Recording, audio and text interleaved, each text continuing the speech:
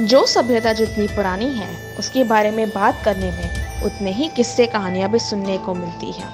प्रस्तुत ततारा वामिरो नाट्य मंचन इसी द्वीप समूह के एक छोटे से द्वीप पर केंद्रित है। उक्त द्वीप में विद्वेष गहरी जड़ें जमा चुका था। उस विद्वेष को जड़ मूल से उखाड़ने के लिए एक युगल को आत्म बलिदान देना पड़ा था। उसी युगल के बलिदान की कथा यहाँ बयान की गई है। बहुत समय पहले जब अंडमान और निकोबार जुड़े हुए थे, तब वहां पर एक गांव हुआ करता था। उस गांव के पास में एक शक्तिशाली और सुंदर युवक रहता था, जिसका नाम था ततारा। वह बहुत ही मददगार, सबसे प्यार करने वाला, भला और नेक इंसान था। ततारा हमेशा पारंपरिक पोशाक ही पहनता था और हमेशा अपनी कमर में एक लकड़ी की तलवार को बांधे रखता था। लोगों का मानना था कि उसकी तलवार में अनोखी दैवी शक्तियां हैं।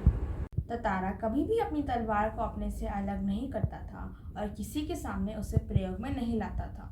एक दिन ततारा दिन भर की कठोर मेहनत करने के बाद समुद्र के किनारे घूमने चला गया। समुद्र से ठंडी ठंडी हवाएं बह रही थीं। शाम के समय जो पक्षियों की चहचहाहटें होती हैं, वो भी धीरे धीरे शांत हो रही थी।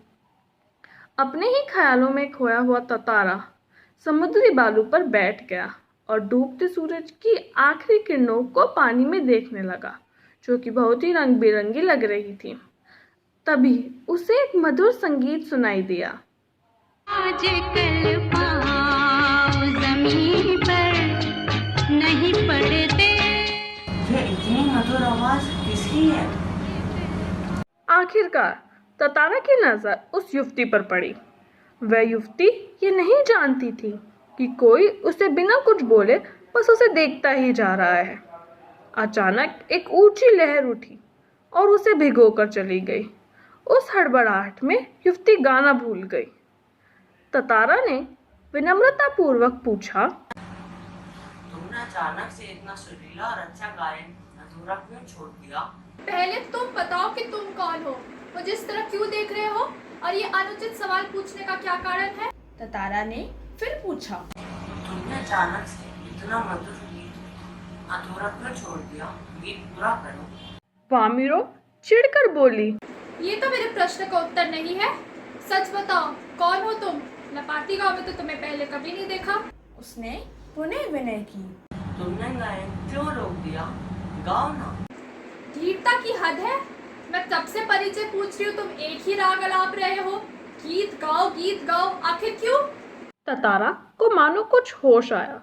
उसने नम्रतापूर्वक क्षमा मांगी। मुझे माफ कर दो, मैं जिंदगी में पहली बार इतना विचलित हुआ हूँ। बस अपना नाम बता दो। वामिरो। वाह, कितना सुंदर नाम है। कल आओ ना यहाँ वापस। नहीं, शायद कभी नहीं। मैं झटके से लपाटी की तरफ बेसुध सी दौड़ पड़ी। वामिरो ने ततारा की बहुत सारी कहानियां सुनी थी, इसलिए वामिरो ने ततारा को भूल जाना ही समझदारी समझा।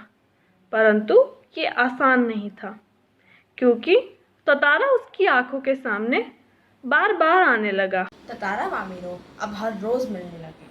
कुछ समय के बाद पासा गांव में पशु पर्व का आयोजन किया गया, जहां हट्टे कट्टे पशुओं के दिखावे के अलावा पशुओं से युवकों की शक्ति परखने की भी प्रतियोगिताएं होने लगी। परंतु ततारा वामिरो को ढूंढने में व्यस्त था। जब ततारा ने वामिरो को फूट फूट कर रोते हुए देखा, ततारा का दिल पसीज गया।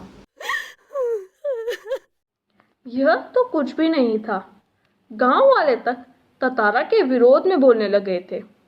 लोगों की बात सुनना ततारा के लिए सहन कर पाना मुश्किल हो गया था। अचानक उसका हाथ उसकी तलवार पर आकर वहीं टिक गया। गुस्से में से तलवार निकाली और धरती में गाड़ दी और अपनी पूरी ताकत से उसे खींचने लगा। ततारा तड़पने लगा। वह छलांग लगाकर दूसरी तरफ जाना चाहता था। उसकी पकड़ ढीली पड़ गई और वह फिसलने लगा। बहता हुआ ततारा कहाँ गया? उसके बाद उसका क्या हुआ, किसी को कुछ पता नहीं। आज ना ततारा है ना ही वामिरो है, परंतु फिर भी आज उनकी प्रेम कथा हर घर में सुनाई जाती है। निकोबार के निवासियों का मानना है कि ततारा की तलवार से कार निकोबार के जो 2 टुकड़े हुए, उसमें से दूसरा टुकड़ा आज लिटिल अंडमान के नाम से प्रसिद्ध है, जो कार निकोबार से 96 किलोमीटर दूर स्थित है। निकोबार निवासियों ने इस घटना के बाद अपनी परंपरा बदली और दूसरी गांव में भी विवाह संबंध बनाने लगे। ततारा वामीरो के जो एक दूसरे के लिए तत्मयी मृत्यु थी, वह शायद इसी सुखद बदलाव के लिए थी। प्रेम सबको जोड़ता है और घृणा दूरी बढ़ाती है। इससे भला कौन इनकार कर सकता है। इसीलिए जो समाज के लिए अपने प्रेम का, अपने जीवन तक का बलिदान करता है, समाज उसे न केवल याद रखता है बल्कि उसके बलिदान को व्यर्थ नहीं जाने देता। यही वजह है कि तत्कालीन समाज के सामने एक मिसाल कायम करने वाला इस युगल को आज भी उस द्वीप के निवासी गौरव से और श्रद्धा के साथ याद करते हैं।